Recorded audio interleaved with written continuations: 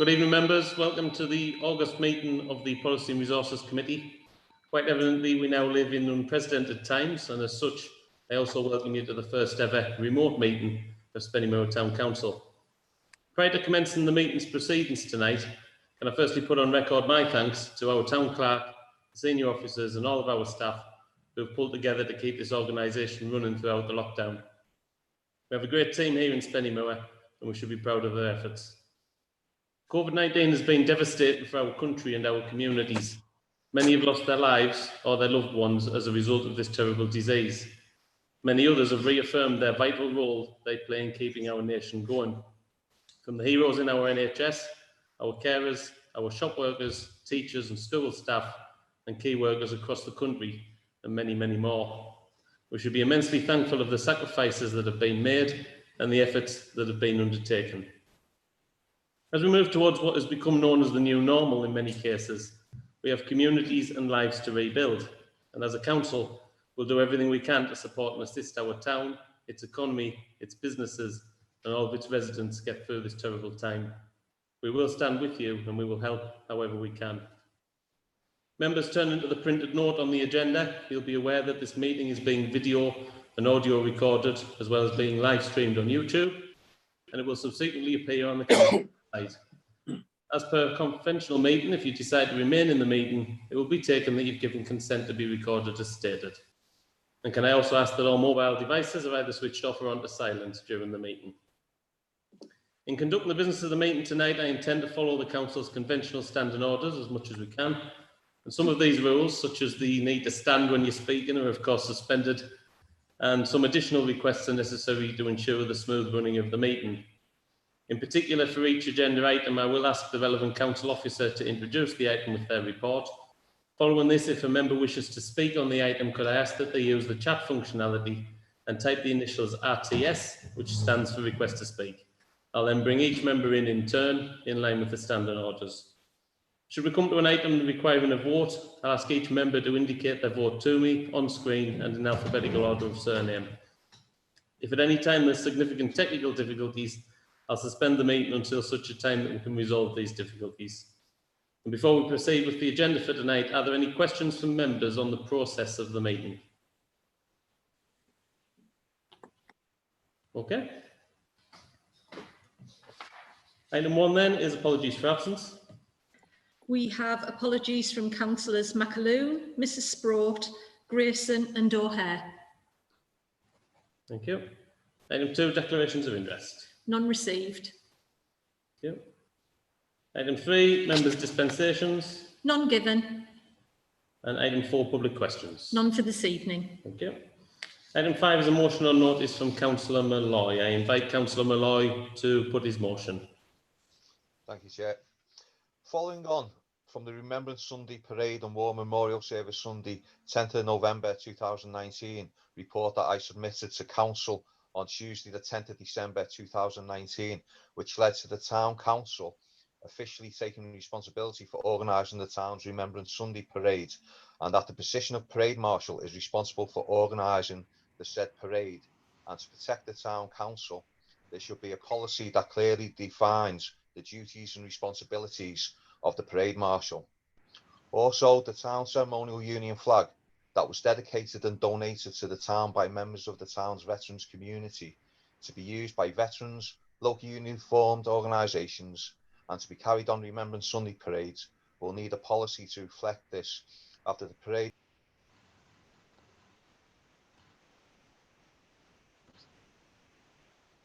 Can't hear him. He's gone mute. He's gone mute. Tell him.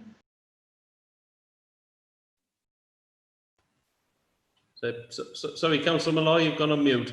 We can't hear you. You've gone mute halfway through there. You were speaking and then it went to mute. Oh, apologise. It was just a couple of seconds, I think. Was it? Yeah. All right then. So I would like to put forward a motion that the Constitution Working Group consider adopting policies in relation to the use of the town union flag standard and the role of Parade Marshal going forward. Thank you. Does any member wish to speak on the motion? I'd like to second the motion. Okay, thank you. The motion has been moved and seconded. I'm not hearing anybody voting against the motion. Does anybody want to indicate against? Let's say me going around each individual member.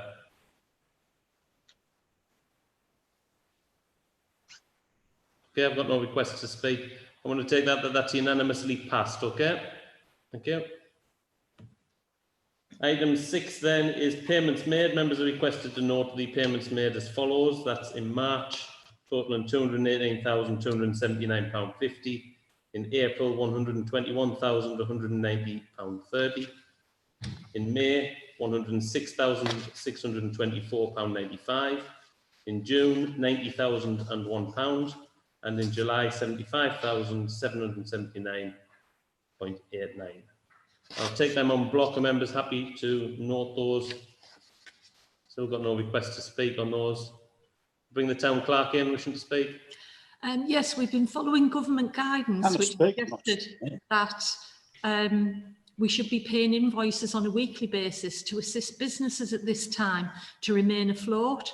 So even though we've recommenced meetings, I would still like to ensure that businesses are being paid on a weekly basis to ensure we can help them stay afloat. Yeah, thank you, Town Clerk. I've got Councillor Gardner wishing to speak. Councillor Gardner. Yes, Chair. I'd just like to move received. Thank you. Do I have a seconder on that? I'll second it, Chair. Thank you very much. Okay, item 7, decisions taken under delegated authority during COVID crisis. Members are requested to note the contents of the report from the Town Clerk. I'm going to hand over to the Town Clerk to take us through a report. Yes, members will have read the report. Hopefully they can see we haven't done anything that we wouldn't normally do anyway. And as with delegated authority, every time I've made a decision, I've consulted with the Mayor and the Chair of Policy and Resources and lead member for Policy and Infrastructure, both of which are Councillor Geldard, as you know. Just happy to take any questions if anyone has any questions. Got no one wishing to speak in the chat. Is that correct? Yes, Chair, I'd like to speak. Okay, thank you. Councillor Thompson, you can go.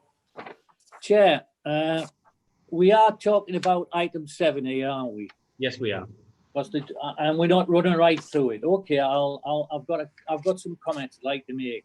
Yeah. First of all, I'd like to ask: now that we've started the meetings, and it's appropriate to what I'm going to say later, is the Town Clerk still goal commander and taking responsibility for all decisions? Oh, you want to answer that one? Sorry, I thought you had a few there, Kevin. I was giving you the time to ask a few. Town Clerk? No. It depends what arises. If there's something urgent that happens between the meetings, yes, I'll make a decision. But now I'll try to defer to the meetings. Right, I'd just like to move on now then. Okay. The information that we've got for the first 4 months of the year indicate the suspended income and the cancelled events just about face wipe themselves with a 19,000 positive. Now, what I would like to ask, as of this week, are we still giving the shops free rent? No, if the shops have opened, once the shops opened, they were then given 2 weeks at half rent and then they've gone back to paying full rent. Okay, that answers the question that I wanted to take on that item. I'm okay, Chair. Okay, thank you. I've got a request to speak next then from Councillor Machin. So, sorry, Councillor Machin, you're still on mute there.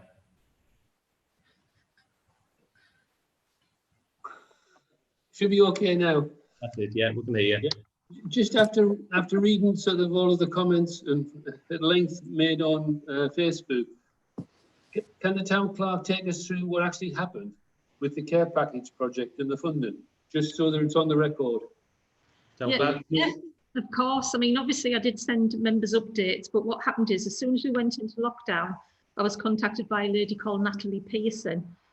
She was setting up a group called Helping Spennymoor, and she wanted to do something along an essential care package project. However, she didn't want to handle any money herself, and she couldn't do it from her home because obviously it's just not big enough. because she wondered if the town council would be interested. I give her some advice on health and safety for her volunteers, etc. And I identified a £3,100 underspend from the Community Grants Fund last year.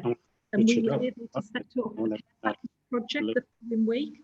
We also contacted the Area Action Partnership, as they'd already granted us £477 to have an Easter activity. And I asked if they would convert that into the care package project, which they did. And then Living also supplied £500. And then the Spennymoor Area Action Partnership again asked us to bid for another 500, and we were successful. So the initial £3,100, which was granted by the Town Council, went into my personal bank account. Because if members will remember, over the past several years, whenever we've needed to make a large spend, I've had to use my personal credit card and then be reimbursed. We have all the receipts for everything that's happened, and it is going to be audited, which will clearly show where all the monies have gone. After 3 weeks, a new project was set up at the Spennymoor Youth and Community Centre. So I decided then to stand our project down because it was only short term anyway to fill a gap. And then they took over. So any remaining monies from our project then went to the new project, and that was £1,268.12. And again, this can be audited, and we'll receive the receipts from the Youth and Community Centre as to their spend. But I just want to point out as well is Helping Spennymoor is a completely different organisation to the Youth and Community Centre. Okay, thank you, Town Clerk. Does that answer your question, Councillor Matron? It does. Could I ask a second one, just about the volunteers? Because the other comments we made on Facebook were about people not being allowed to volunteer. Can the town clerk just explain what the process was Yes, around volunteers? as members hopefully will remember, when this project first started, I emailed all members and all staff advising them of the project. At that point, I didn't ask for any volunteers. It was the first week of lockdown. I didn't want to put anybody under pressure. I didn't know what the health issues were, what the working situation was. But within a couple of days, several members of staff and some councillors came back to me and said they would volunteer. Now, once they volunteered, again, I followed government guidance, which was if you have a team together, a group or a shift, you should not mix and match them. You should keep them constant throughout to prevent further spread of the COVID. And as we were dealing with, you know, the vulnerable people, people with cancer, etc., that's what I stuck to. So I've stuck to the initial list. Okay, Councillor Matron. Yes, thank you. No problem. Okay, I've got several requests to speak here. I've got Councillor Malloy, I've got Councillor Foster and Councillor Madison. I'll start with Councillor Malloy. Thank you, Chair. Just a couple of points, if I may. 3 points. First one is Section 9 of the scheme of delegation. I don't believe it was made to cover this type of emergency. So to deprive elected members from the decision-making process over a long period. I would like to propose that a review of this policy is carried out by the Constitution Working Group with the view of technical means and legislation to ensure all elected members are always kept part of the decision-making process as possible. That's one of them. On paragraph 6 on Appendix 1, just for the town clerk, once we're approached by some members to assist, why didn't you say no after sending out the email, or once you accepted their help to contact all members to invite them to help? Because it looked like electioneering to promote Councillors Ian and Judith Machin and Councillor Ian Geldard in the press, and the latter on a slip of paper with the initial care packages with next year's local elections coming up. You know, I just felt that once a decision for one councillor was made to come part, we should have all been invited instead of just only having a couple of three.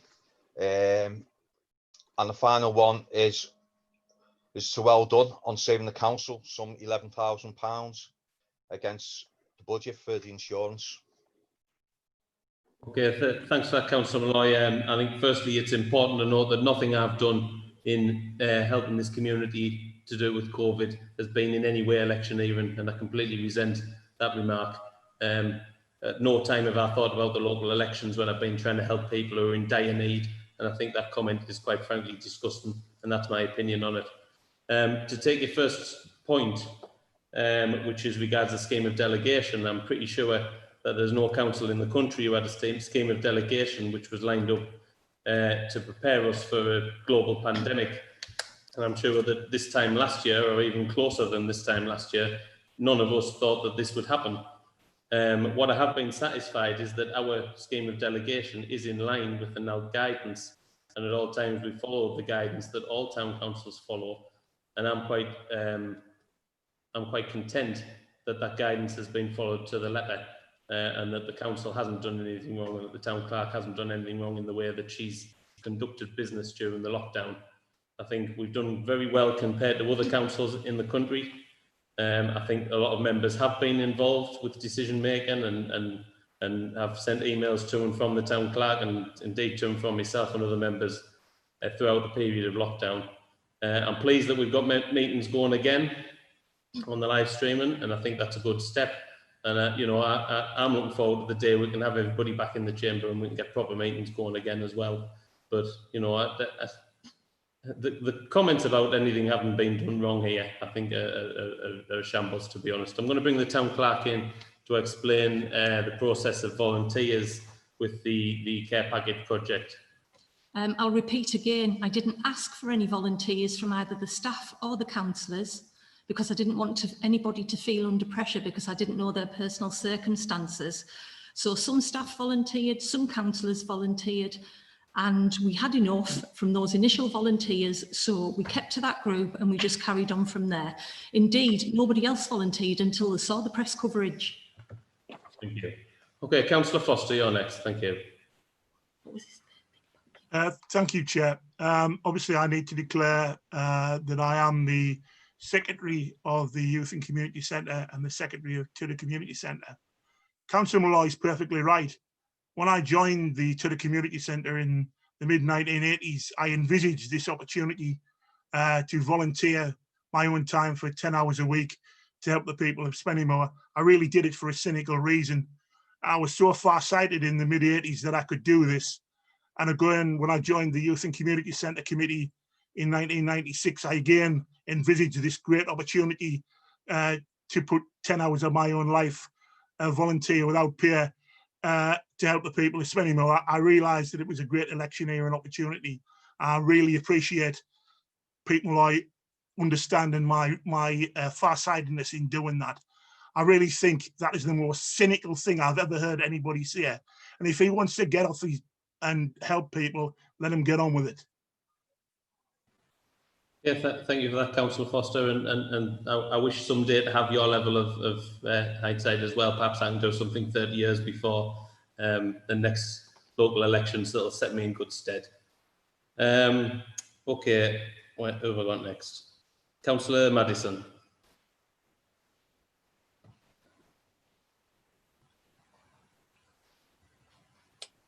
Right. With regard to the £10,000 that the council obtained from Durham County Council, this was in respect, I believe, of the Middleton Moor Community Centre. So on the base, because all of the other community centres received the same amount of funding, because Middleton Moor comes under the town council, they didn't actually qualify. So what I would like to ask is, will this £10,000 that's been granted go into the funding for the Middleton Moor Community Centre moving forward, so that they actually can start bringing forward more events for the Middleton Moor area? So that's number one. Okay, let's deal with that one first, Councillor Maddison, then we can come back to your next one. I have asked the town clerk to write a report about the community centres and the current position of them all, which I'm assuming will come to the committee in September. So hopefully we'll have the answers to that in a full report to all members. Your second part? Sorry, Councillor Madison, you're still on mute there.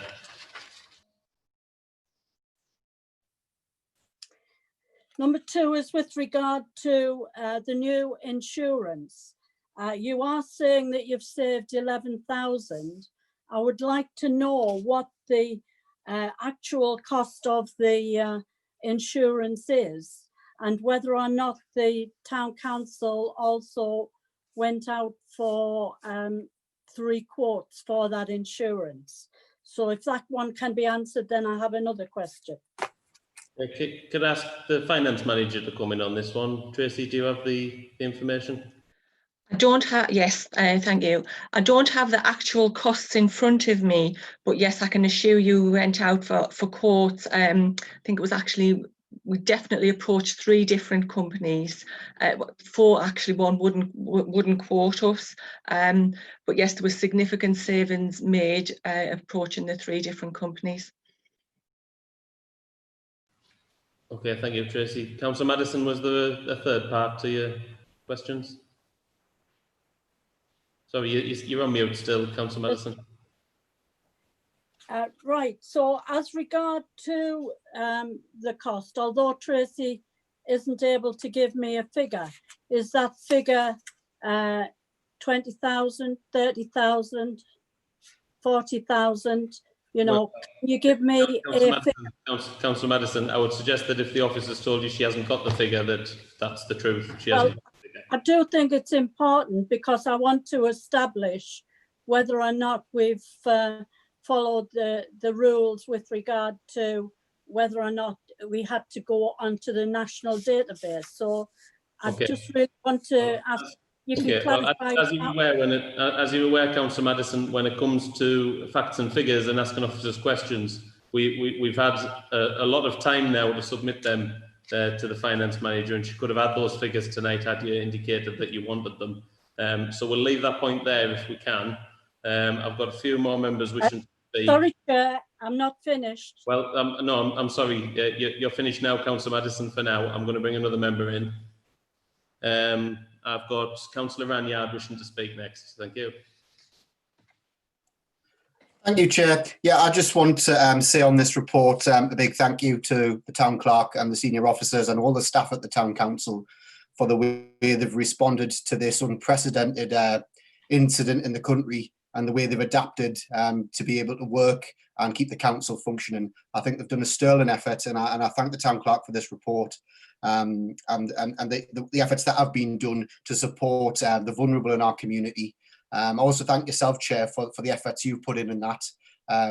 Getting supplies at the start of this was difficult. Supermarkets didn't have a lot of supplies, and it was difficult to get provisions. And I think you provided great assistance in allowing the council to be able to get those provisions to go out to the vulnerable in our community. So I'd just like to say a big thank you to the Town Clerk, all the officers and all the staff of the Town Council for the work they've done over this period. And it's good to see that we are now getting back to some sort of normality with these meetings, and hopefully it won't be too long in the future where we can meet face to face and have the council running as it usually does. Thank you. Thank you for your comments, Councillor Ranyard.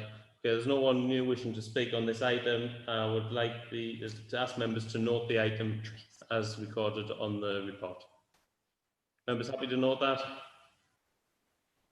Thank you. Item 8 is the review of the internal audit service. Sorry, can you put yourself on mute, please? Thank you.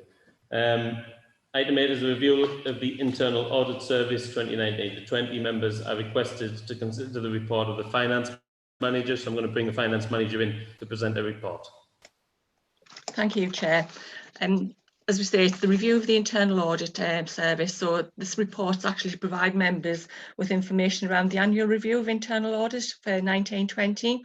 So it's primarily about the effectiveness of the internal audit and the assurance that's provided to the council on risk and internal control. I'm going to take the report as being read and move straight to the conclusion, the recommendations. So from a conclusion, it's the review of the senior management team that the internal audit arrangements are operating effectively.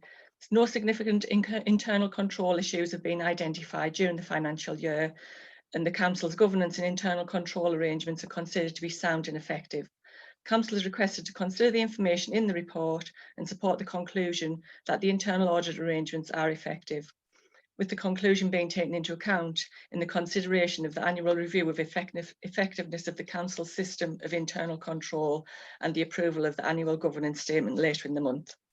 So the recommendations of the Policy and Resources Committee receives the information set out in the report and supports the conclusion that the Council's internal audit service is effective, and also the outcome of the Policy and Resources Committee review of the effectiveness of the internal audit service is taken into account when approving the annual governance statement later in the month. Thank you, Chair. Okay, thank you, the Finance Manager, for presenting the report. As per 3.2 of this report, the approval for this will be full council, and this is really just for us to note only. But as usual, I'll open the floor for members' discussion, and I have a request to speak from Councillor Kevin Thompson first, and then Councillor Gardner. We'll take Kevin Thompson. Sorry, Councillor Thompson, you're still on mute there.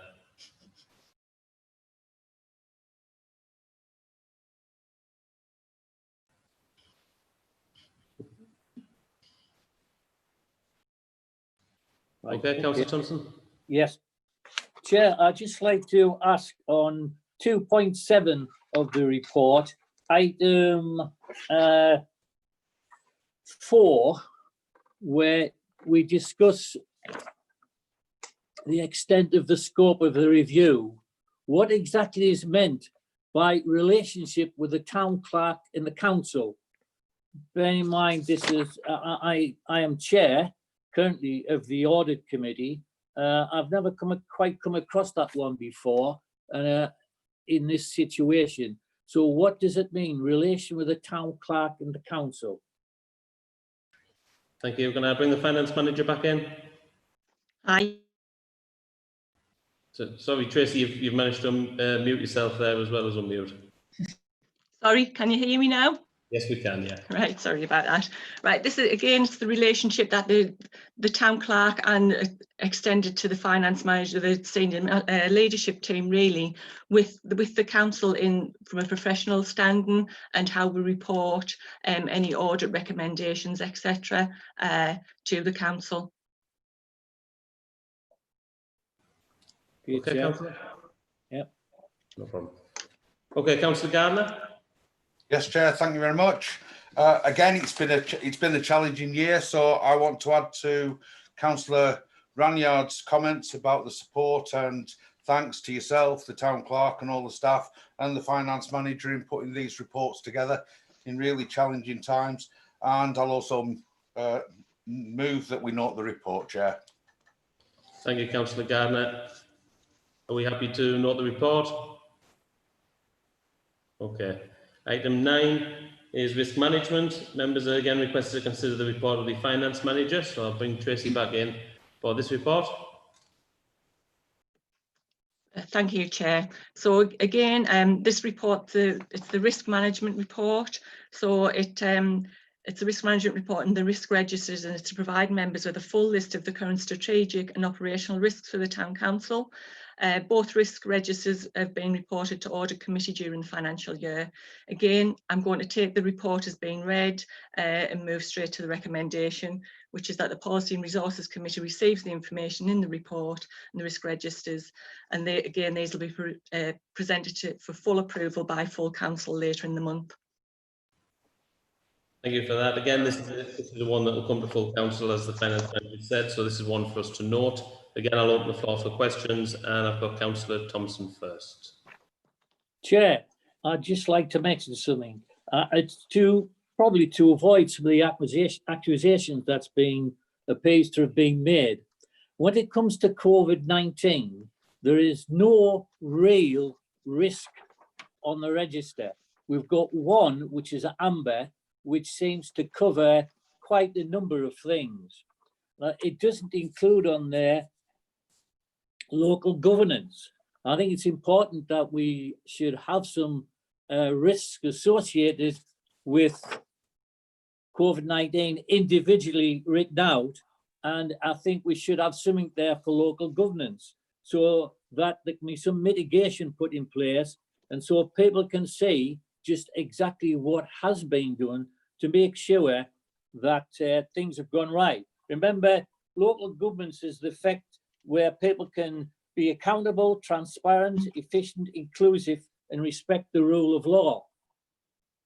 So I would like to move that as chair of the audit committee and who's taken an interest in the risk register, that we do apply in a little bit more detail risks around COVID-19. We don't know where we're going. There could be a second spike. Everybody, we now get into meetings and we think things is going well, but I think we've still got many risks to face in the future over COVID-19. And I would like to see it represented in a little bit more detail on the risk register. And I move that, Chair. Thank you, Councillor Thompson. I think that's a sensible suggestion, actually, and one which we should be embracing in the current times. And I'll second that from the chair, that we'll go ahead and do that. Town Clerk, could you come in and tell us the viability for Yeah, that? happy to flesh that out a bit further. The style we've now adopted is the style recommended by our internal auditors in relation to this, which was to do a more concise register, but happy to expand on that one. In relation to how it impacts on governance, the mitigation for that is the scheme of delegation nationally and as recommended by the National Association of Local Councillors, and we follow the format that they've provided. That's the mitigation for that. Okay, thank Chair, you. can I come back? Yes, of course, yeah. Chair, we know what the guidance and the rules are. When any organisation at any point in time, risks can be taken that maybe shouldn't be taken, or actions taken that possibly may not be taken.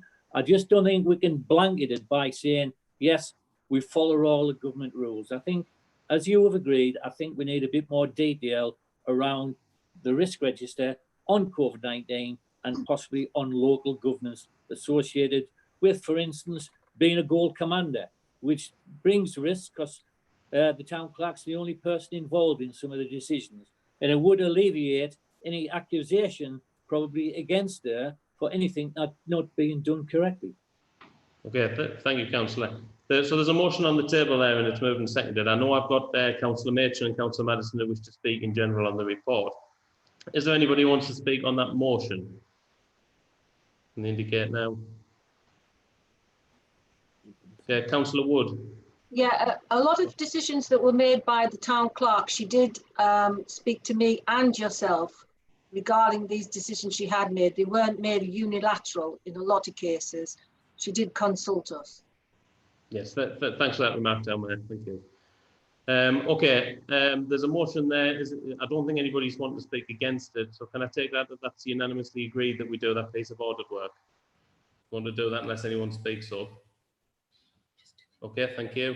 Right, we'll move then to Councillor Machin wishing to speak on the report. Well, I'd just like to echo the comments made by Councillor Ranyard and Councillor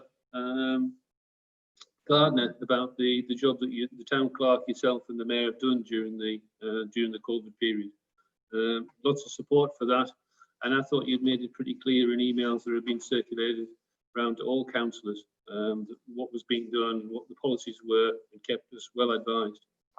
Just on the risk management in particular, just a comment really.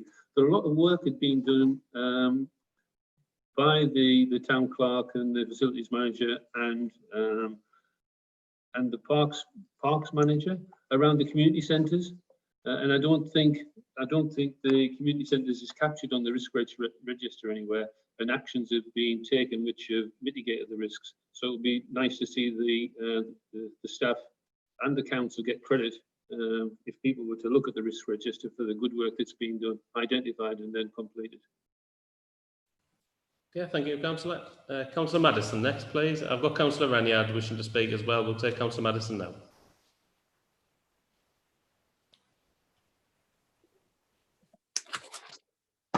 Right, Chair. It would be remiss of me not to mention that on the previous item, I did say that I had extra questions to ask and was not allowed to ask them. Yes, Councillor, just quickly interrupt you. as the I chair. think important. Councillor, sorry, I'm going to mute you so I can hear.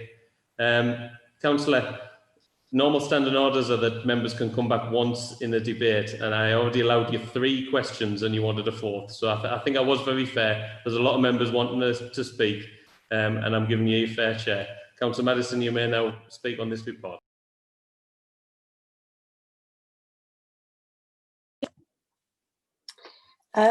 On the risk management, I have asked previously with regard to succession of our senior leadership team. I haven't seen anything on the risk register with regard to that. And I do feel that it is necessary that we go through the succession management and that be included on the risk register. Sure. Thank you.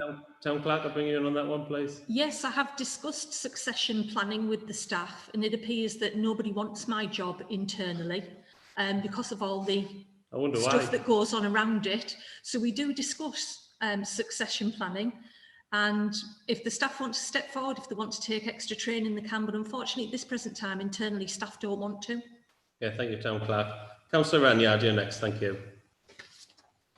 Yes, thank you, Chair. Just a question regarding the report. 2.3 states risks with high status are reviewed on a quarterly basis. Risks with a medium status are reviewed 6 monthly, and all risks, including low status, are reviewed on an annual basis. I'm just on the strategic risk register here, and I'll just take reference 7, for example, which is security of premises and equipment.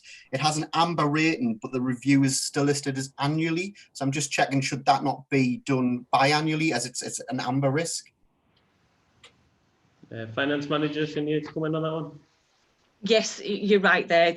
I need to update that, so I'll update that following this meeting, so ready for coming back to Audit Committee.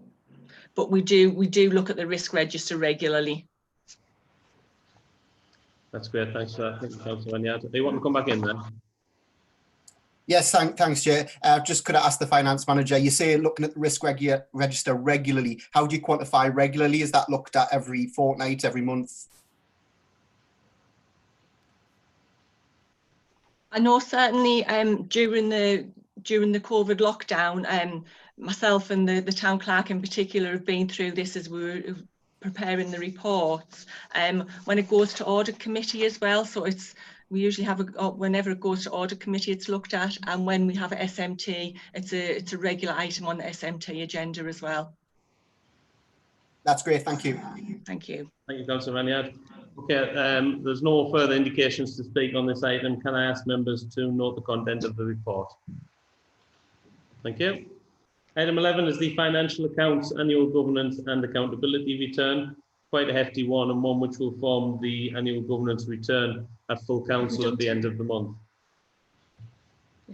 That was 10, wasn't it? Sorry, the Town Clerk's pulling me up on there. I've missed one out. There we go. I'm human. So apologies. Item 10. Item 10 is the annual review of effectiveness of the council system of internal control. Seems quite effective. Finance Manager, please present your report. Thank you. Yeah, it's an exciting report, this one. It's no wonder you missed it. So yes, the annual review of effectiveness of the council system of internal control. As the introduction sets out, this report is for consideration and approval by members of the annual review of effectiveness of the council system of internal control for the year, as we're requested to do by the accounting audit regulations. Once again, I'll take it that the report has been read, and I'll move straight to the recommendations. So Policy and Resources received the information set out in the annual review. And the report will be presented again for full approval by full council later in the month, and also that the review is taken into account in providing assurance that the council requires in order to approve the 1920 annual governance statement as set out in section 1 of the 1920 annual return. Thank you. I don't believe we've got any indications for speakers here. Can I ask Councillor Madison?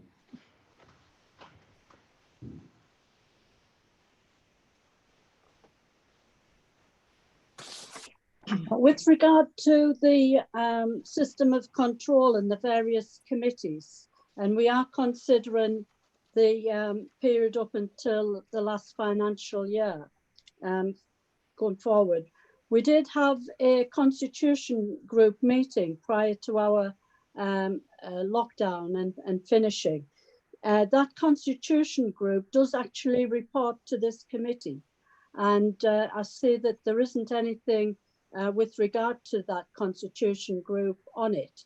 So on that basis, I would say that nothing that was covered under the constitution group meeting should actually come into practice until such time as we have another meeting of this committee.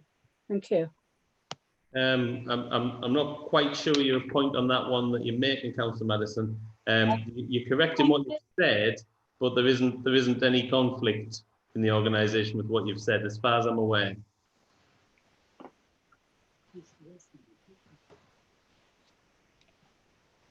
Councillor Madison? No? Okay. Can I ask members to know the report? Chair. Oh, apologies, Councillor Thompson. I didn't say your fault there. Councillor Thompson, come on in. Chair, saying that Councillor Madison brought that up, I think the town clerk will remember, and possibly yourself, I've got a number of concerns over what happened in that meeting from a point of view that I think some of the changes that have been asked to take place need reviewing, and I think yourself read the document. Yeah. So I do take it that I will come to one of your meetings before it goes forward to a full council meeting for ratification. So I think the point that's been made, which we're not in conflict with, by the way, is that any decisions that are taken by the Constitution Working Group come back through this committee or full council. That is the case, and there are things outstanding that will come back to this committee. But as members will appreciate, we've got 2 hours tonight. We're quite a thick agenda with all the audits upon. So there haven't been any actions taken out of place, and those things will come back to this committee in due course. Yes. Thank you, Chair. Okay, can I ask members to note the report on item 10? Yeah, thank you. Item 11 then, finally, is the financial accounts, annual governance and accountability return. As I said earlier, this is quite a lengthy report and quite an important one. This is the annual governance return that will be considered at full council, so it does need to be given our proper consideration. I will ask the finance manager to come in and present the report. Thank you, Chair. So the council must have their accounts approved by members prior to submission to external auditor by no later than the 31st of August this year. So the 1920 accounts have now been prepared and the annual governance and audit the return has been completed. So again, I'm going to take the report and the appendices as being read, and I'll just move to the recommendation where it's recommended that Policy and Resources receive and note the content of the report and appendices, including the annual governance and accountability return, which will be presented to full council for approval on the 25th of August. Okay, members, so the final accounts are outlined there in that report for us to approve, and then the return will be approved at full council at the end of the month. Anybody wanting to question any of those items? Don't believe I've got anybody in the list. Okay. Councillor Thompson first. I believe he's the only one that's put in on this item. Councillor Thompson. Sorry, Councillor Thompson, you're still on mute there. Councillor Thompson, you're still on the mute.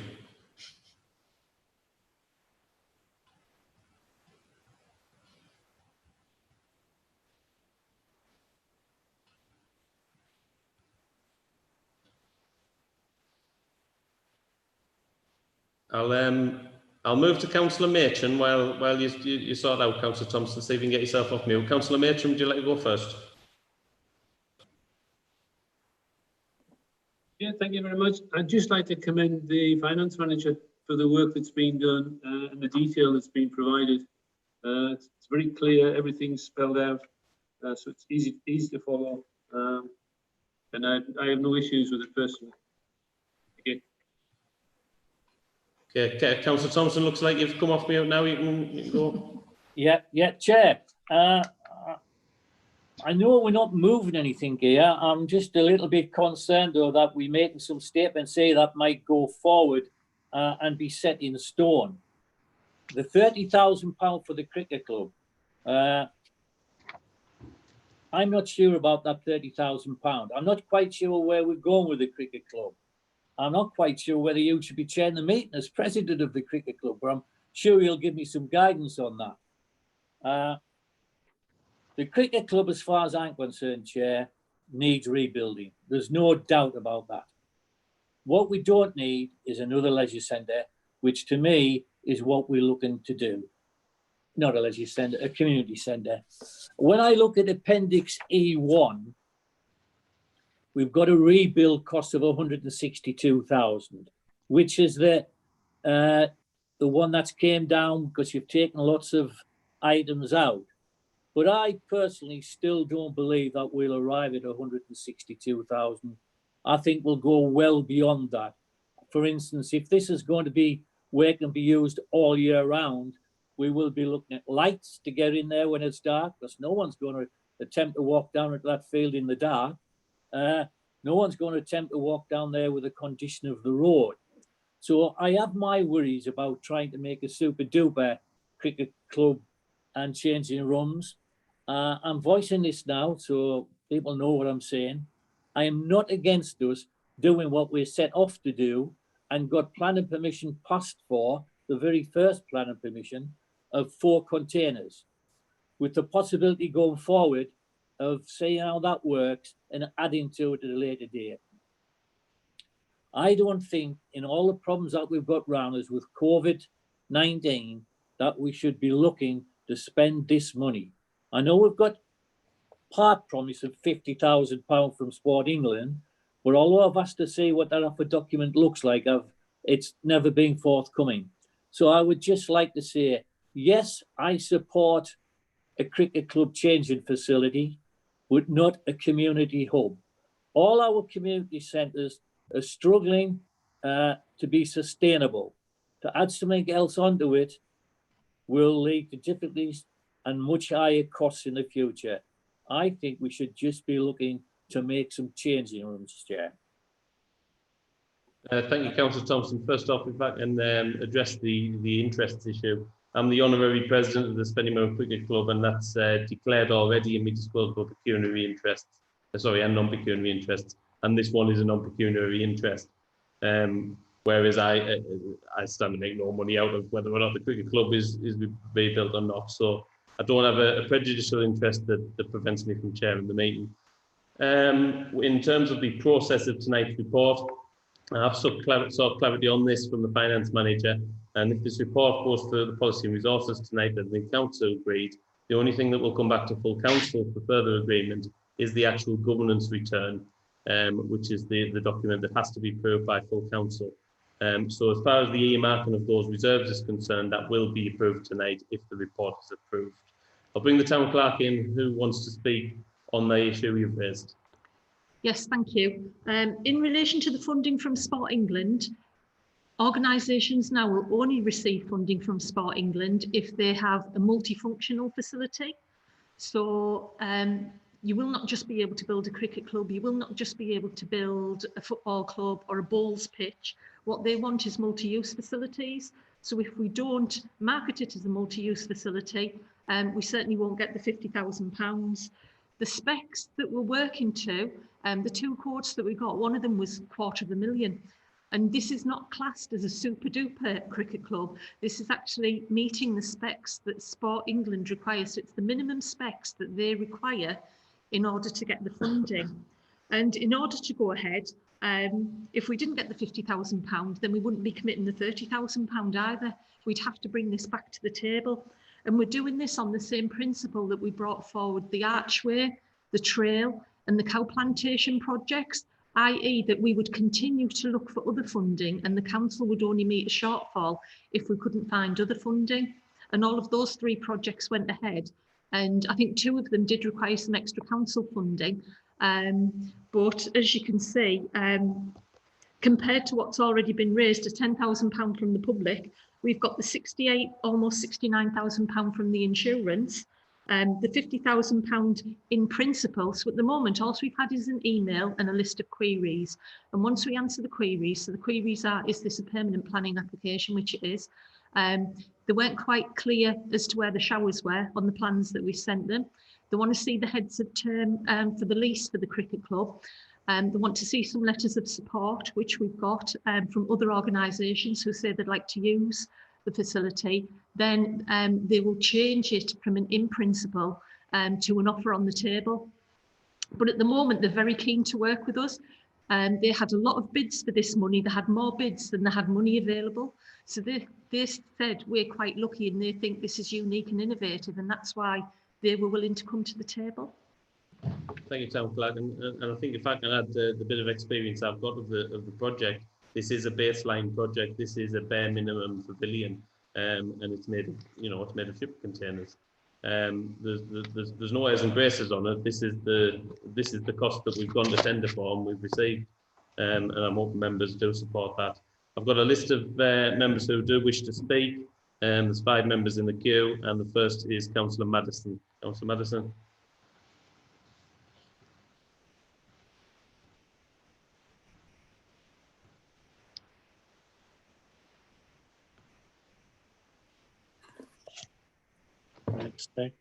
Right, Chair. I should say that I'm working on a different system than the rest of you, because I'm working on my county system, which is different to the town councils. If I can also make reference to the 30,000 for the Spennymoor Cricket Club, that hasn't previously been put in any reserves.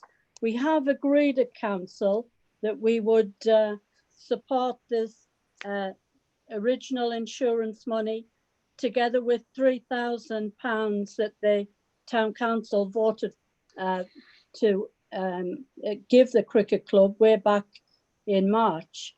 And at the moment, that is the only amount that I can support. There was a lot of activity on the week commencing the 24th of July this year, when this cricket club has been passed by planning permission through the county. And in that week, there was a substantial number of documents also passed between the town council and the county council. So from an original first approval for 4 containers, we then submit a second planning application for 6, which I did question when this came up earlier in March as to why we were putting in a separate application when the first one was approved. So to see the 30,000 put down there as earmarked reserves for the cricket club, when we haven't as yet had any approval from Sport England, we have just got really what I would describe as an invitation to treat on the basis that we have all of the appropriate conditions met. Now, what the drawings do not say is where the access is. And the question I would like to ask is, that access is through an allotment. It is also a very narrow exit. There is space on the drawings showing 17 car spaces, which would mean those cars would have to go up that pathway. We also, in having a community facility, have got to have that cricket club open maybe on an evening, and the allotments are always locked. So we have an awful lot of question marks still to answer for the approval of this particular application. I would like to see, instead of a £30,000 reserve for Spennymoor Cricket Club, to have that changed to reserve for community assets, so that if the Sport England application does not go through, we can actually use that money for other needy causes, such as the pest control that we have a need for, and the county council have been working with the town council on within the allotments. We have the bus shelters and all such as that, which we may have to make provisions for. So I do think that we should be changing that 30,000 into a reserve for community facilities, and I would so move that. Okay, thank you, Councillor. I mean, I think on that point of which is really on the naming of the reserve, I think that's a fair point. And if what you're saying is, should the cricket club funding elsewhere fall through, that funding goes on something else, that's something we would do anyway. The council does re-earmark reserves from time to time when projects don't happen. I think what this report sets out to do is earmark the money so that the project doesn't fall apart. I know members will have all received the letter that I received from the cricket club this week, which outlines the position they're in that if this project doesn't get completed by the time of the next cricket season, the club is forever gone. So that is the case. I can take on board what you're saying. If you want to rename the reserve, I'm quite in favour of that, as long as it's still its primary use is to see this project through. The next speaker is Councillor Alan Gardner. Yeah, thanks very much, Chair. First of all, can you thank the Secretary of the Cricket Club for sending the letter out to us all? It was interesting to see with the exact position of where the cricket club is. I remember back to shortly after the fire when Councillor Clive Madison sat in the chair and said, we need to give our clubs as much support as we can. And during this COVID thing, we've had thousands of children, young adults, and people who normally play sport who have been locked up at home. We need to ensure that sporting facilities that allow people to be out in the open air, to socialise and to do everything COVID safe is the #1 priority. I think the two cricket clubs are those places where people can actually go. We've seen it where cricket has now started professionally, and they're actually out there on the fields, on the Saturdays, on the Sundays and during the week, and they're practicing, and we're looking forward to the season starting. This £30,000 for me to do what it will do to assist in bringing the social element back to Spennymoor is peanuts. It is literally a drop in the ocean. We should be supporting our clubs because sport is where we can take things forward in a COVID secure way and take things forward into the next season, because people aren't going to be going and standing on the terraces at Spennymoor Football Club, and people aren't going to be sat in leisure centres watching squash and badminton and all the other things. Cricket is one of the few things that's outdoor that we can actually get in place and we can encourage. And I absolutely support his £30,000. Like I said, I think it's a drop in the ocean for the social good it will do to our town. Thanks, Chair. Thank you, Councillor Gardner. Next on the list is Councillor Hiley. Councillor Hiley. Hi everyone. Yes, I hope you agree with your sentiments with regards to the cricket club. I've been a loyal supporter of all forms of cricket in my lifetime. I was even still playing cricket at the age of 62, so I think it was the Australia then. With regards to the reserves of £30,000, you know, at the end of the day, yes, I think Councillor Madison does have a point, but Councillor Gardner has a better point, the fact that if the grants of £50,000 means that we have to have some sort of community aspect to the cricket club, then so be it. You know, I know from my own experience, it's very hard to get community centres off the ground in this current day and age. So we do really need to support all our sporting venues. And as Alan Gardner said, £30,000 is a drop in the ocean. Thank you. Thank you, Councillor Hiley. Next on my list here is Councillor Pete Malloy. Thanks, Chair. On the same subject of the £30,000 for the cricket club, I share a lot of concerns and opinions with both Councillor Kevin Thompson and Councillor Liz Madison, what they've said tonight. I too received a letter from Mr Jones, Secretary of the Cricket Club, and I noticed in there there was one letter of support from a resident of St Paul's Gardens, and I'm concerned that that area, a lot of elderly that live in that and vulnerable people in that area, that no proper survey has been done from all the residents to see what their concerns are.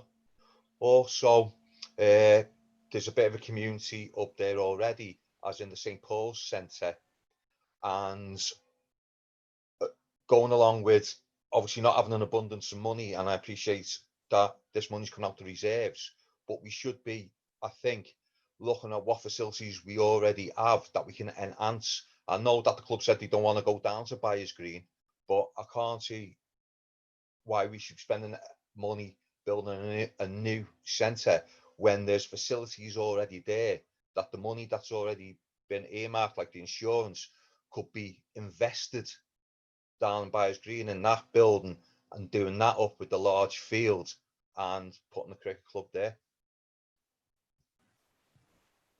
Just to come back on your points then, Councillor Malloy, if I can. Firstly, in terms of the residents being consulted, that's exactly what happens when a planning application occurs just on an estate. So all residents will have been consulted about that. And of course, remember, what we're not doing here is building a new cricket club.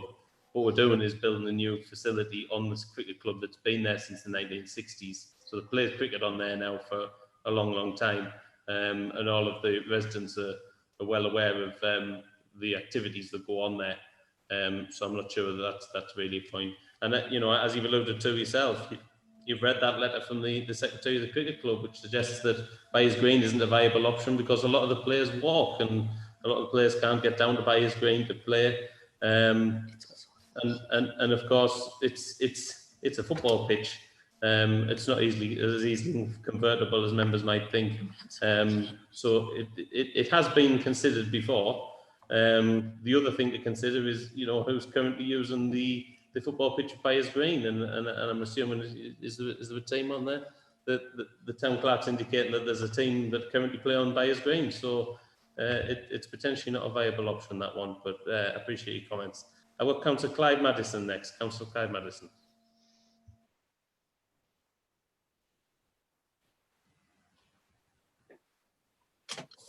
Thank you, Chair. Good evening. Mr. Jones from the Cricket Club obviously put my name on as mayor, which, to be quite honest, regardless of cricket fields, football fields, everything, I support any sport in Spennymoor. Yeah. Being a sportsman who played football till I was 50, I would support anything which I can do. The problem I've got with this is, it says I supported this. The town clerk slated me for supporting this because you weren't in the position that you were in. Obviously, she's changed her mind now. But the one problem which I see in this, which we've had 12 years ago, none of you were on the council then, Kevin was on, I think. We were very involved with Sport England before for the football fields at Middleston Moor on the right. They came out, they did surveys, they drilled holes, they did everything. They were going to put practically not as much as we were putting in. We were going to put an awful lot of money in to make that a super duper place. And Sport England threw it out because of the access. And that's what worries me about this. The 30,000 isn't a problem. We could put that in, no problem, and make it up. The 50,000 of Sport England, because I was really surprised when I got this letter about Sport England putting the 50,000, because nobody's told me. As far as I was concerned, the meeting you had with Helen Goodman was on the front of all the papers saying she'd saved the cricket club. It was the English and Welsh Cricket Board that was involved in this, and now they've practically gone bankrupt. So now Sport England's appeared. If we get this Sport England money, no problem. That's all I've got to say. I would back this if we get the money. If we don't get the 50,000, we can't put 80,000 in because we haven't got it. We may have to build something half as big. But I do think that everyone on the cricket club's committed to this and they will not let it fall on its backside. It will go ahead. But the Sport England money is a big worry to me. That's all I have to say. Thank you, Chair. Thank you, Clive. And you're right to bring up the past. I think in circumstances like this, a couple of things I'll say on it. Obviously, it's a slightly different department of Sport England because we're looking at the cricket side and not the football side.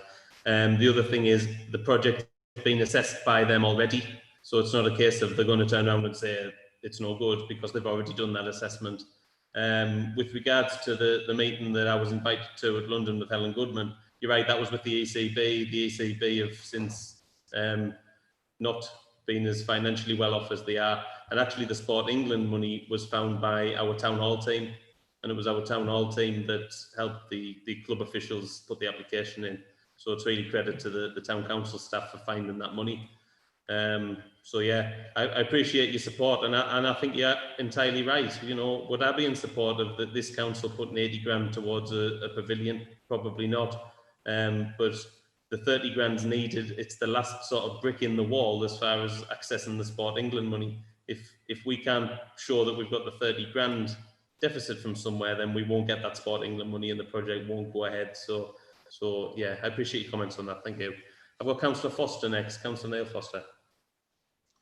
Thank you, Chair. It's been an interesting debate, and I understand the points that people have been making. A couple of things that I would say. The art of getting anything built is enthusing as many people as you possibly can that are travelling in your direction. So I'll be a little nervous about changing the title of the earmarked reserve away from the cricket club, because if you're going to get other funders as well as the Sport England people involved, they may well say, well, what are you going to put up? Now, if we can point to a line in our accounts to say that this is the earmarked reserve that we've got for it, it may well encourage some of our partners who aren't currently funding it to step in and join in with everybody else. What I've found over the years is once a building gets momentum, it's amazing how people come forward to be wanting to be part of it. You know, you mentioned getting their name up on a couple of bricks in the entrance hall. You'll find people will be more than keen to maybe give you a little bit of money towards the costs. One of the challenges you've got in any community centre, and has been raised, is actually the enthusiasm of the committee that's involved. As I mentioned earlier on, I do have some years of experience of this. My understanding of the cricket club is you have an enthusiastic bunch up there who've got something they want to pull together and determine.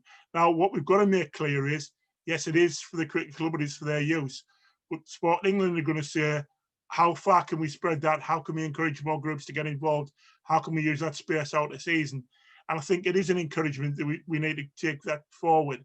And there are other clubs, and there are other sports that could well use that facility out of season, and we've got to find a way of enhancing it.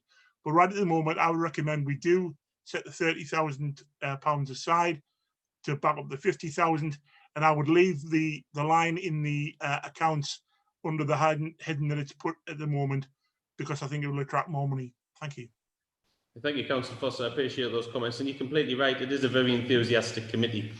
And a couple of things I wrote down before that I meant to raise on the back of one of the other members' comments was the issue with, you know, unlocking the allotment gate. Well, we've been doing this now for the 80 years that the club have been on that site.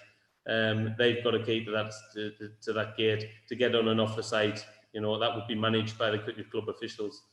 The infrastructure, as far as that's concerned, is already in place, as are some of the key partnerships between us and other sporting clubs. And I think that's important to note. You're right, we need to increase the use of that building as much as possible in the off-season and indeed through the week. And the club have already looked at ways of doing that. They had to submit the plan for that to Sport England to get this money. So, you know, those things have already been considered. But I appreciate your comments. Councillor Ranyard's next. Councillor Ranyard. Thank you, Chair. I'm happy with the accounts return full stop, and I'm perfectly happy with £30,000 being earmarked in reserves towards the rebuild of the pavilion at the cricket club. I'm not a fan of cricket, but I am a real fan of grassroots sport in general. And I think we have to, as a council, do everything we can to support those local grassroots sports, whatever they may be. And we need to get the cricket club back up and running. We need their facility back there. They're providing facilities for young and old in the town to play sport, and we need to support it.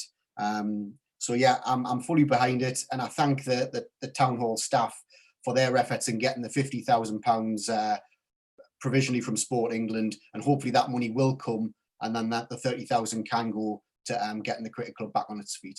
Thank you. Thank you, Councillor Ranyard. I believe I've exhausted the list. I believe I've brought everybody in who has issued a request to speak on that. Am I correct? I think Chair, can I come back, please? I did yes, do quite that. once, yeah. Yeah. Chair, I'd just like to make sure everybody understands. I am the biggest cricket fanatic going, and I love cricket. I love all sport, and I'm not against a new clubhouse being built. We've got £70,000 insurance money. You've got £8,000. I believe that if we build a changing room with some facilities, we will do very well. And I'm really unsure about trying to make it into a community hub. I understand what people say about enthusiastic people at the cricket club. Once upon a time, Middlesbrough Moor used to have an enthusiastic committee. All our community centres have gone through some very rough times and are just hanging on, barely sustainable. You mentioned earlier on that you were going to bring your report back to council in September about our community centres. This will virtually be a community centre. We are going to add more costs ongoing, and I don't believe it'll be sustainable. I believe we should build the high quality changing room and review the community hub at a later date. It's already been mentioned that only 200 yards away there's a community centre of St. Paul's, and there's far more costs still to come in this. The lights that have to be put in, the road that's got to be put in, isn't included in £162,000.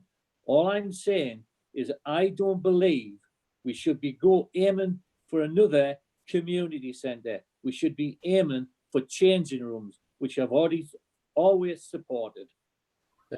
Thanks, Councillor Thompson. I'll take your comments. However, I'm afraid some of them are invalid. Firstly, we're not building a new community centre here.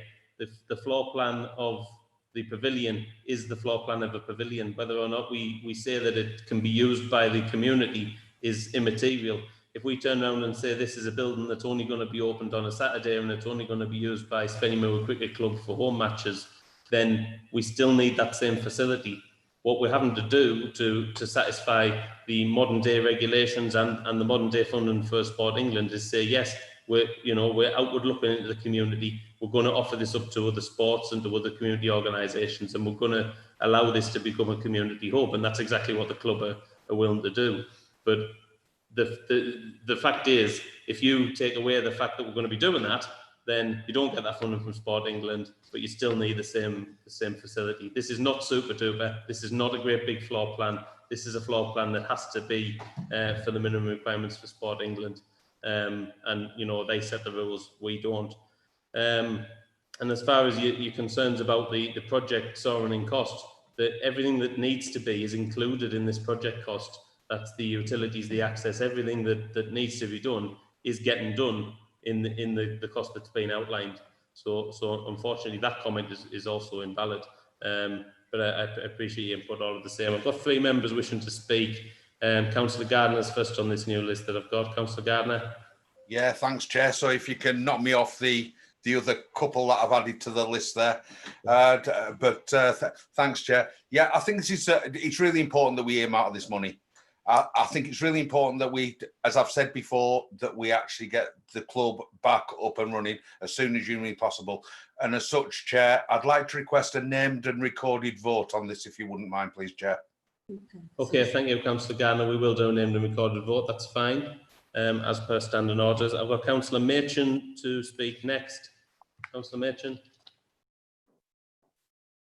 Yeah, I just like to be supportive of the comments earlier made by Councillor Gardner and Councillor Runyard about grassroots sport, and I completely agree with Dr.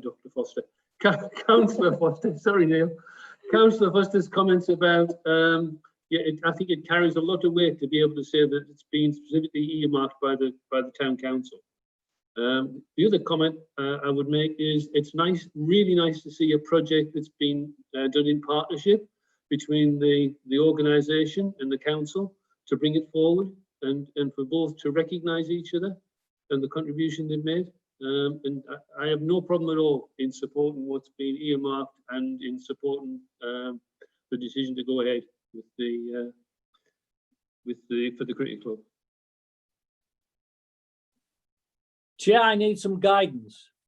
Yeah, I've got, is this a point of order, Councillor Thompson? Yes. Okay. Alan's moving, Councillor Gardner's removing a recorded vote.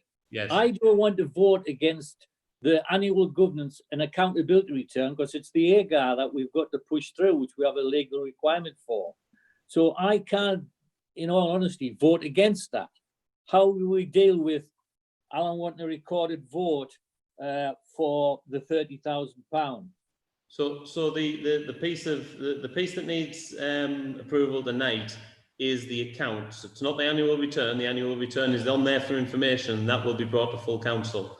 What we need to do tonight is approve that final set of accounts which are on there, and the £30,000 is in those accounts. So I think if I've understood Councillor Gardner's motion correctly, it's to have a named and recorded vote on those accounts.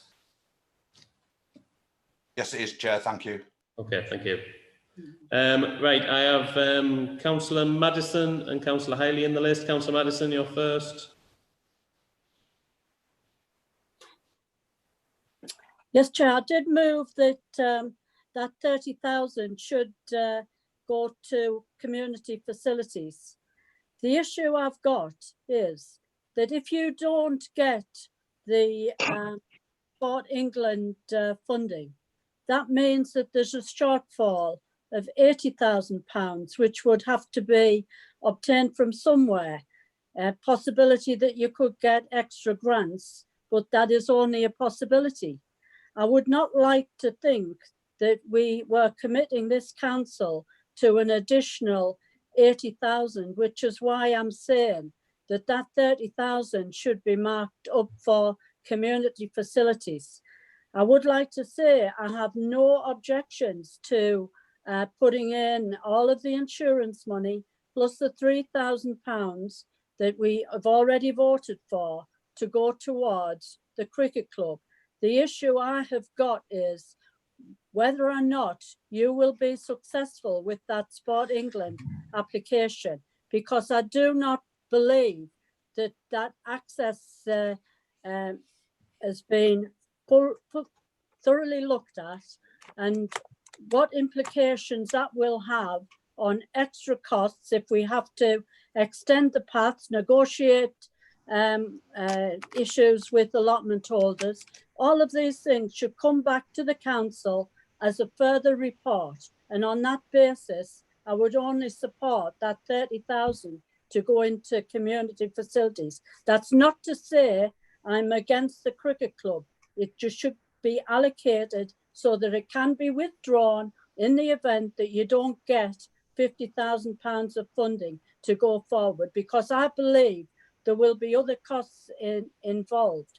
One of the items that I was wanting to mention on an earlier one was the fire protection, which I presume you've granted for Tudor, which you'll be looking for Spennymoor as well. There's a lot of hidden costs there that we haven't got the full details on, and we can't just accept putting 30,000 in and maybe exposing the council at some point in the future to an £80,000 contribution. Okay, Councillor Madison, a couple of things, and I think I'm probably... Councillor Madison. Okay, hang on, please. A couple of things, and I think I'm reiterating myself now. Everything that needs to be done is included in that build quote, and that includes the issues around access and the utilities and the fire. Everything has been through planning, and all of that has been granted. So planning have assessed the access, planning have assessed utilities, planning, the fire authority have commented on the application. That has all been considered, and it has already been costed for in that report. I don't think I can make myself any clearer than that. The town clerk's wanting to come in with some advice. Yeah, I'd just like to reiterate what Councillor Geldard has just said. The reason we had to do works at Tudor Cricket Club was because it was built so long ago. It's now not up to the current specs because legislation changes. This build and all of its designs are up to date with all of the requirements for fire and everything. The fire brigade are happy with the access, etc. There isn't an issue. We're not going to have to shorten the allotments. There's no issue there. It's been out to consultation as part of the planning application. I'm not sure what more we could do. And then at the beginning of this, when I spoke about it, I said that that £30,000 would only be spent if we got the £50,000 from Sport England. If we do not get the £50,000 from Sport England, we come back to the council and we explain the situation. Then we look at an alternative, or I'm not sure what we do, but as I say, everything is built in. Everything is built in. And if we don't get the 50,000, the report comes back. And as Councillor Geldard pointed out, that £30,000 can be reallocated within reserves. It can be renamed at that point. But at the moment, Councillor Foster gave a valid point that if we have it in the reserves and it's earmarked for that, when we go to other funders, we then have accounts that we can show them where we've got that commitment. And it's very clear that we've got that commitment. Okay, I've got 3 more speakers. I know I've got a motion on the table now that's been seconded by Councillor Thompson. I need to clarify that motion, and I will shortly. I'm going to invite these 3 councillors to speak, and then we'll deal with the motion. Next one is Councillor Hiley. Councillor Hiley. Sorry, I was just going to reiterate that we are voting on the motion of the accounts and not the cricket club, and I wholeheartedly agree with Councillor Gardner, and if you haven't got a second already, I'm quite happy to second that motion. Yeah, thanks, Councillor Hiley. As I say, we'll deal with the motion very shortly. Councillor Malloy, you're next on the list. Thank you, Chair. Not to do with the cricket club, but another item, just to say that I'm in favour of the post-COVID-19 event that the 20,000 has been earmarked for. But what I'd like to see with that, obviously, if such an event was to come off, it'd take place in Jubilee Park.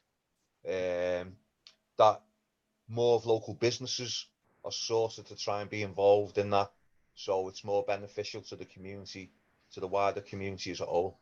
Thank you. Yeah, I appreciate your comments there, Councillor Malloy, and I think that's something that will be done as a matter of course when we get to planning this event, and of course it's something that will be considered properly in the Facilities and Recreation Committee as you would expect. Thank you for your comment. I've got Councillor Harmer as the last on the list. Councillor Harmer. Thank you. It's just to reiterate, I'm in full support of the development of the cricket club, the rebuilding of the cricket club. And it was just, I had a concern, the same as Councillor Madison and Councillor Thompson, that, you know, they had the potential there for the funding to go out of control slightly.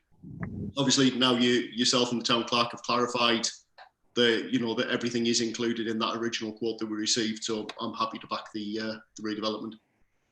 Thank you, Councillor Hammer. Okay, I have a motion on the table, which is from Councillor Madison. I do want to clarify the wording of the motion, if I could. Could I ask you to reduce your motion, Councillor Madison, please? That the 30,000 that is listed in Appendix E is relisted as Spennymoor Community Assets and not Spennymoor Cricket Club. Thank you. And can I just ask for clarification, because I heard you prose earlier, is the primary use of that to still fund the cricket club project? Is that your suggestion? Yeah. Yes, on the basis that the Sport England application is confirmed and that you get the money from Sport England for the 50,000, then the 30,000 can be allocated. Okay, thank you for that clarification. I'm of the opinion that members will understand that motion.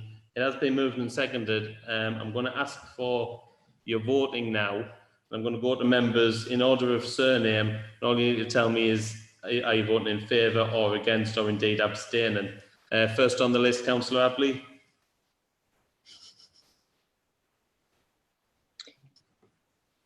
I am going to vote against renaming. Okay. Against renaming. Yes, that's what we're doing. So we're taking a vote at the minute on the renaming of the reserve. Yeah, so that's Okay. probably against. Thank you. Yeah. Am I correct in saying Councillor Fletcher's absent? Yeah. Yes. Councillor Foster. Against renaming. Thank you. Councillor Gardner. I'm against, Chair. Thank you. Am I correct in saying Councillor Grayson's absent? Thank you. Councillor Harmer. I'm against renaming. Thank you. Councillor Hiley. I'm against renaming. Thank you. Councillor Ian Machin. I'm against renaming. Thank you. Councillor Judith Machin. I'm against renaming. Thank you. Councillor Clive Madison. Sorry, can you unmute yourself there, please, Councillor?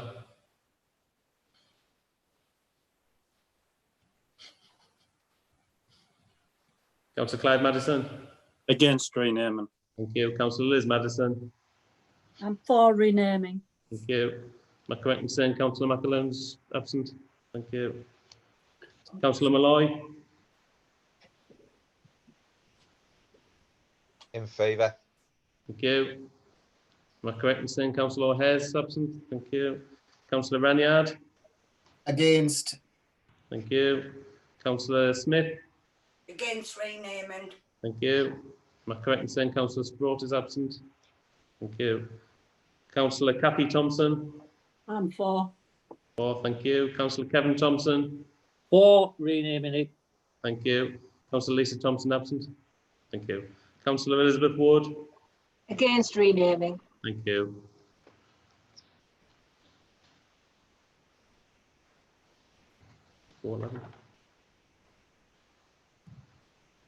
Yes, thank you. Okay, the results are as follows: 5 in favour of Councillor Madison's motion and 11 against. So that motion fails. There is a motion on the table, I believe, and I think it's in the name of Councillor Gardner that we accept the accounts as written in the report. Is that correct, Councillor Gardner? Is that your name? It is, Chair. Thank you. And Councillor Hiley has seconded that for me. That's so right. I will now take a vote on that one, and I know by the very nature of this process it's named and recorded anyway, but this vote will be named and recorded. And so I'll do the process again. So this time the motion is to accept the accounts as listed in the report. Councillor Abley first, please. Yeah, accept. Thank you. Councillor Foster. Accept. Thank you. Councillor Gardner. Yeah, I'm for the motion, Chair. Thank you. Councillor Harmer. I accept. Thank you. Councillor Hiley. I accept. Councillor Ian Machin. Accept. Councillor Judith Machin. Accept. Councillor Clive Madison. Sorry, can you unmute, Councillor Madison? Accept. Thank you, Councillor Madison. Councillor Liz Madison. Against. Thank you. Councillor Malloy. Accept. Thank you. Councillor Ranyard. For. Thank you. Councillor Smith. Accept. Thank you. Councillor Kathy Thompson. Just come off mute for me, please. Sorry, still on mute there, councillors. Just go on. Against. Thank you. Councillor Kevin Thompson. Against. Thank you. And Councillor Elizabeth Wood. For. Thank you.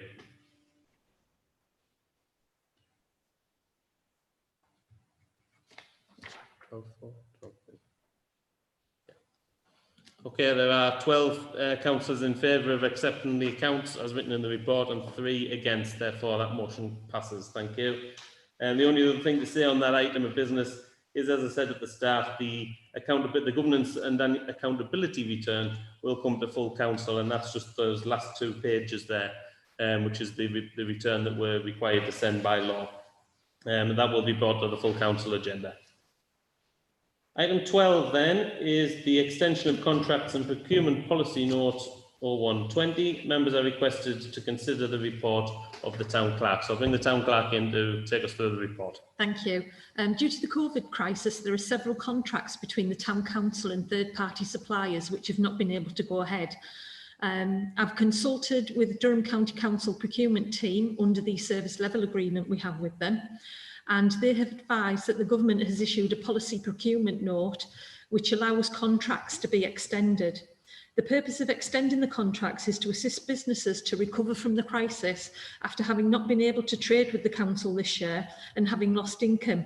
It's to guarantee them some certainty going forward into 2021 in an effort to secure jobs. The procurement team has advised that Durham County Council are using this note as justification to extend contracts.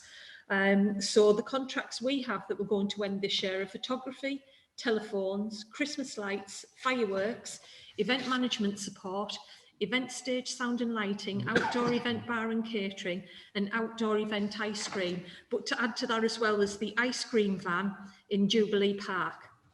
So at the present time, any finance implications are unknown, but if we are to make extensions of contracts, there are rules that we have to follow.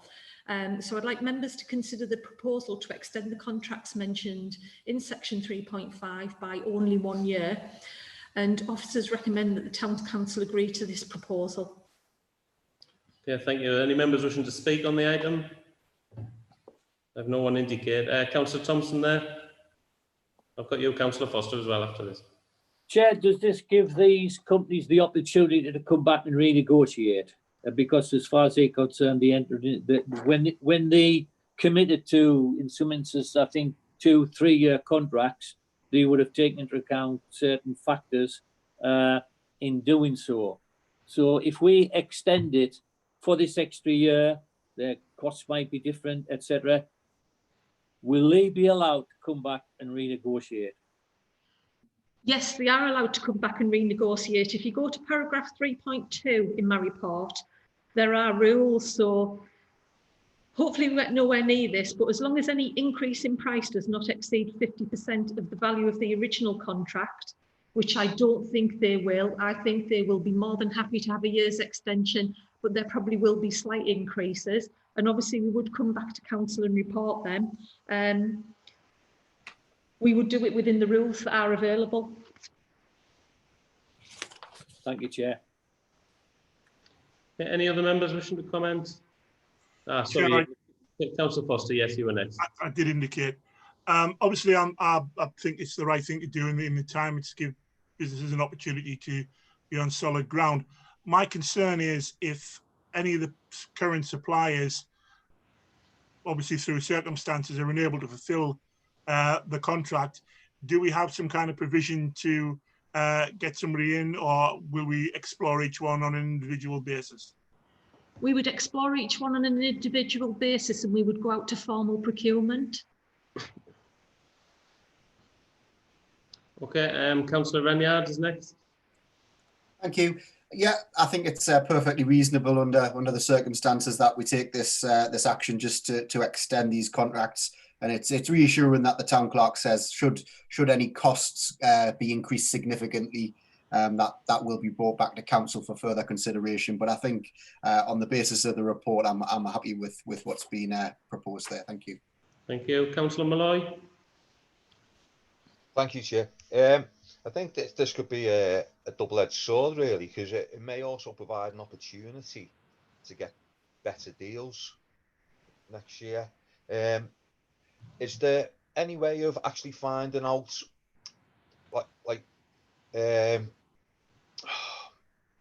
putting this to come back at a later date, once defer it, it's the right word, sorry, Chair, it's to defer this until we actually see what costings would be involved by extending the contracts? Town Clerk, is that a possibility? It would be a possibility, but it would delay things and it would fly in the face of the reason why the government brought this note out. They want us as soon as possible to reassure businesses. Now, within next year's budget, or this year's as it is now, we would be extending the contracts. We always put a percentage uplift for an increase in inflation. We would not expect them to go above that increase in inflation. And if they did, that's when we would come back to council and say, so if they came back to us with a reasonable quote for next year that's within that inflationary rise that we plan for anyway, it would be fine. But as I say, if it was above that, we would come back to council and we'd go out to procurement. Does that answer the question there, Councillor? Yep. Okay. Councillor Machin? Yeah, I'm happy with what's written down. I just have a quick question or a query. Is the town clerk aware of the financial position of the suppliers at the moment? I'm just thinking if you're in a situation where any one of them you're aware of there's going to be an issue because they may no longer be trading, or there may be concerns about trading, and so we'd be in a situation where they might want to extend the contract, but once you've engaged with them, you might not want to extend the contract for another year. In that situation, what would happen? Would that single contract come back? If we had any issues or any worries that they couldn't fulfil the contract, we wouldn't contract with them for a further year. So we will be doing some checks of our own on them in the background, doing a bit of due diligence, and then obviously going to speak with them. At the moment, we're not aware of any issues. Okay, that's fine for me. Thank you. Yeah. I've just had apologies from Councillor Gardner and Ali Smith at the last 10 minutes, but I think we're very close to the end of the agenda anyway. We do only have one item to go, which unfortunately you will miss, councillors, if you leave, but that is absolutely fine with me, no problem. Okay, are there anyone else wanting to speak on this item? No? Okay, can I ask members to consider and note the report, approve its contents? Yes, thank you very much. Okay, item 13 is the exclusion of the press and public. We do have one item of business of commercial sensitivity tonight, which we will have to discuss following the ending of the YouTube stream. So we'll ask Lisa now to cut the YouTube stream, and we will